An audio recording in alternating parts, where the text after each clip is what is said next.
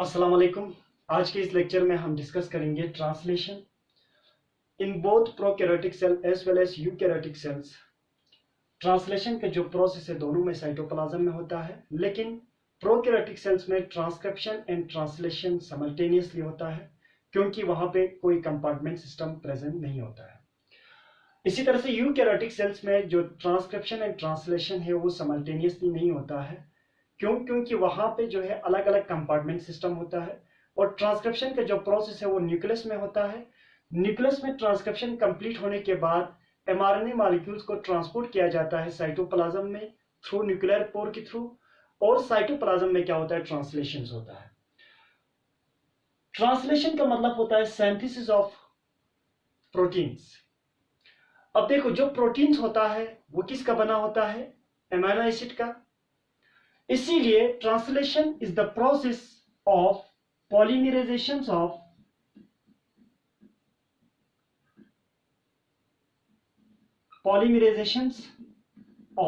Amino acid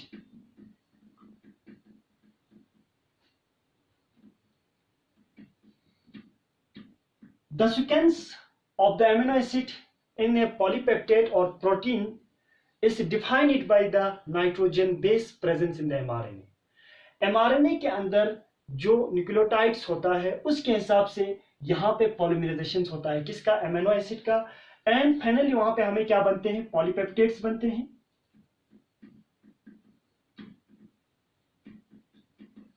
polypeptides के क्या होता है, फॉर्मेशन होता है, और बहुत सारे पॉलीपेप्टाइड्स मिलकर हमें क्या बनाते हैं, प्रोटीन्स बनाते हैं। ठीक है। अब देखो, प्रोसेस ऑफ ट्रांसलेशन को सब डिवाइड किया गया है 3 अलग अलग स्टेजेस में फॉर बेटर अंडरस्टैंडिंग के लिए। नंबर 1 जो होता है activations of amino acid. Number 2 transfer of these activated amino acid to the tRNA molecules। Transfer of amino acid to tRNA molecules। और जो थर्ड स्टेप होता है वो होता है प्रोटीन सिंथेसिस।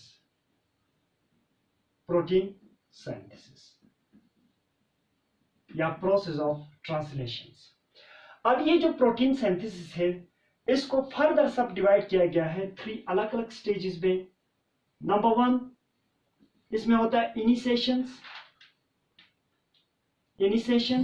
नंबर 2 होता है एलोंगेशंस एंड नंबर 3 होता है टर्मिनेशन। अब इनको हम डिस्कस करेंगे वन बाय वन। तो सबसे पहले हम डिस्कस करेंगे activations of amino acid. Normal conditions में जो सेल के अंदर अमाइनो एसिड प्रेजेंस होता है वो इनएक्टिव फॉर्म में प्रेजेंस होता है।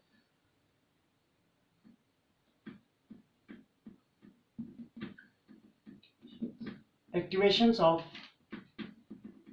Amino acid. अमाइनो एसिड को एक्टिवेट किया जाता है। सपोज ये एक नॉर्मल सेल्स है जिसके अंदर ये अमाइनो एसिड प्रेजेंस है। ये नॉर्मल कंडीशन में क्या होते हैं, इनएक्टिव स्टेज में प्रेजेंस होता है। At the time of protein synthesis या at the time of translation इसको एक्टिवेट किया जाता है। इसको एक्टिवेट करने के लिए यहाँ पे हमें एटीपी की जरूरत होता है, और यहाँ पे एक पार्टिकुलर टाइप ऑफ एंजाइम भी क्या होता है, यूज होता है। उस एंजाइम का नाम है अमाइनो एसिड सिंथेज। इस एंजाइम की मदद से क्या होता है, ये जो अमाइनो एसिड है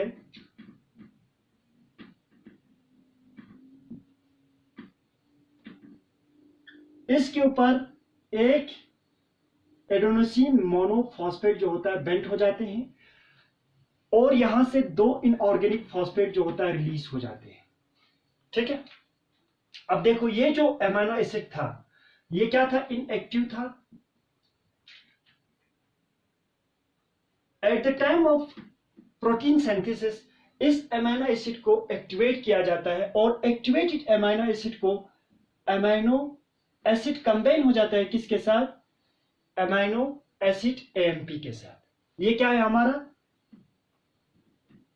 एक्टिवेटेड अमाइनो एसिड है, अमाइनो एसिड। ठीक है, ये हो गया first step. Eight the time of translations amino acid को क्या किया जाता है? एक्टिवेट किया जाता है। नॉर्मल कंडीशंस में जो सेल के अंदर बिफोर द ट्रांसलेशन क्या होता है? अमाइनो एसिड प्रेजेंस होता है। वो अमाइनो एसिड किस फॉर्म में होता है? इनएक्टिव फॉर्म में। अब इसको एक्टिव करने के लिए एक तो हमें एटीपी की जरूरत होता है, दूसरा यहाँ पे एक पार्टिकुलर टाइप ऑफ एंजाइम जिसको हम क्या कहते हैं? अमाइनो एसिड या अमाइनो अल्केन सिंथेज। ठीक है, इसकी मदद से ये जो अमाइनो एसिड है एक्टिवेटेड हो जाते हैं, एक्टिव हो जाते हैं, रेडीली अवेलेबल होता है किसके लिए? ट्रांसलेशन के लिए। नंबर सेकंड जो प्रोसेस होता है at the time of translation, वो होता है transfer of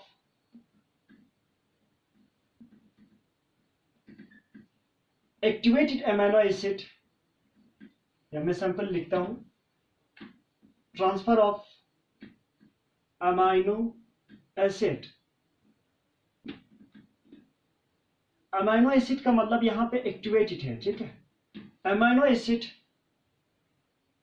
to tRNA molecules, tRNA molecules के ऊपर इस अमाइनो एसिड को क्या किया जाता है? ट्रांसफर किया जाता है। इसके लिए सबसे जरूरी है, देखो ये हमारा जो टीआरएनए मॉलिक्यूल्स है उसका ये इस तरह से लूप्स होते हैं,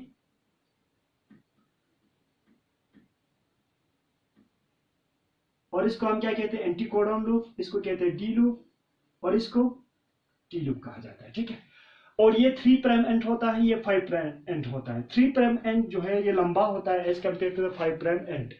और यहाँ पे एक particular type of sequence presence होता है ACC। यहाँ पे एडेनिन का यहाँ पे OH ग्रुप क्या होता है? हाइड्रोक्सिल ग्रुप प्रेजेंस होता है। इस हाइड्रोक्सिल ग्रुप के साथ बेंड हो जाते हैं ये अमाइनो एसिड, और इसी को हम क्या कहते हैं? इसी प्रोसेस को हम कहते हैं transfer of activated amino acid to tRNA molecules. अब इसके लिए देखो हमारे पास जो एक्टिवेटेड जो अमाइनो एसिड है, अमाइनो एसिड जो किसके साथ कंबाइन था? AMP के साथ। In presence of enzyme amino acyl tRNA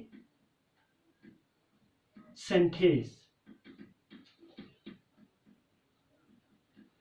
इस एंजाइम की मदद से ये जो अमाइनो एसिड है ये किसके साथ कंबाइन हो जाते हैं? इस टीआरएनए मॉलिक्यूल के साथ अटैच होता है यहाँ पे हमारा अमाइनो एसिड, और यहां से रिलीज हो जाते हैं एडेनोसिन मोनोफॉस्फेट। क्या रिलीज हो जाते हैं यहां से? Adenosine monophosphate. At the time of transfer of activated amino acid to the tRNA molecules, first activated amino acid bands with the 3 prime end of the tRNA molecules, क्योंकि जो 3 prime and है वहां पे जो एडेनिसिन है उसका hydroxyl group क्या होता है? प्रेजेंस होता है। उस हाइड्रोक्सिल ग्रुप और अमाइनो एसिड के बीच में क्या होता है? बॉन्ड फॉर्मेशन होता है, और इसीलिए यहां पे जो AMP मॉलिक्यूल्स था ये बाहर क्या होता है? रिलीज हो जाते हैं, और इसी स्टेप को हम क्या कहते हैं? Transfer of activated amino acid to the tRNA molecules. और जो थर्ड जो स्टेप होता है at the time of translation, that is protein synthesis. क्या होता है? थर्ड स्टेप जो होता है वो होता है protein synthesis. Before the process of protein synthesis, आप लोगों को मालूम होगा जो eukaryotic cells and both prokaryotic cells दोनों में क्या होता है? राइबोसोम्स प्रेजेंस होता है, और ये राइबोसोम्स जो है अलग अलग क्या होता है? इस तरह से सब यूनिट्स होते हैं। बिफोर द ट्रांसलेशन ये दोनों एक दूसरे के साथ अटैचड नहीं होता है, ये क्या होता है? सेपरेट होता है। At the time of translation क्या करते हैं? ये आपस में बॉन्ड बनाते हैं, बॉन्ड्स बनाते हैं। देखो eight the time of translation ये दोनों सब यूनिट आपस में क्या बनाते हैं? इस तरह से बॉन्ड्स बनाते हैं या कॉम्प्लेक्स इस तरह से बन जाते हैं। अब इसके और इस प्रोसेस को क्या कहते हैं? Assembly of ribosomes. इसके लिए डिपेंड होता है concentration of magnesium ions. Magnesium ion के कंसंट्रेशन के ऊपर ये क्या करते हैं? डिपेंड करते हैं। अगर सेल के अंदर मैग्नीशियम आयन का कंसंट्रेशन जो है कम है तो ये आपस में बॉन्ड्स नहीं बनाएगा। अगर सेल के अंदर मैग्नीशियम के आयन्स का जो कंसंट्रेशन है वो मैक्सिमम है, उस टाइम पे ये दोनों क्या बनाते हैं? बॉन्ड्स बनाते हैं। और इस स्टेप को हम क्या कहते हैं? Assembly of ribosomes. देखो बेसिकली चाहे प्रोकैरियोटिक सेल्स हो या यूकैरियोटिक सेल्स हो, दोनों में जो राइबोसोम्स का दो सब यूनिट होता है। एक होता है स्मॉल सब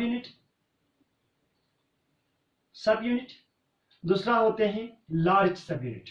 क्या होते हैं? लार्ज सब unit. in case of translation in eukaryotic cells में जो राइबोसोम्स होता है वो क्या होता है? अटैच्ड होते हैं surface of the endoplasmic reticulum, और वहां पे स्मॉल राइबोसोमल सब यूनिट अटैच्ड होते हैं किसके साथ? सरफेस ऑफ द राइबोसोम्स के साथ। राइबोसोम्स के सरफेस के साथ अटैच्ड होने के लिए वहां पे एक particular type of protein responsible होते हैं। उस प्रोटीन का नाम है राइबोफोरिन।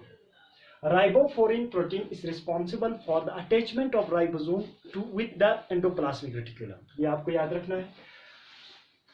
अब ये जब इस तरह से बेंट होने के बाद यहाँ पे mRNA मॉलिक्यूल्स आ जाते हैं और इसका ट्रांसलेशन के जो प्रोसेस है स्टार्ट होते हैं। That is all about the translation. Remaining part of the translation we will discuss in next lecture. Thank you very much.